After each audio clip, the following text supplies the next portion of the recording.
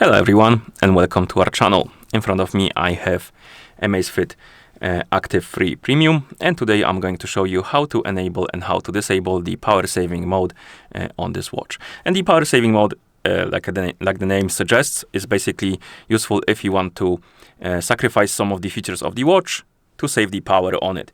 Basically disable some of the features, making the watch use less power, and hopefully it will help you to extend the battery life long enough so you can charge it later on.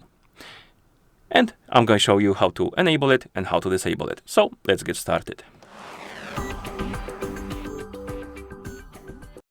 So to enable the power saving mode, we need to wake up the screen on our watch, and you can do it by pressing any of the buttons. After you wake up the screen, you should see the current watch face, the home screen, and you can swipe down from the top of the screen to open the quick panel. On this panel you will see a bunch of icons, and one of them will look like this, like the battery percentage. This is the battery icon. You can tap on it, and here tap on the arrow like this. It basically tells you which features are being or will be disabled when you enable the power saving mode. And now the power saving mode is enabled, and now, as you can see, the screen got dimmer. The screen timeout was a lot quicker.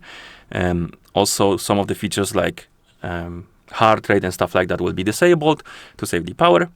And you can tell that the power saving mode is enabled by the icon right here at the top of the screen, or if you open the quick panel.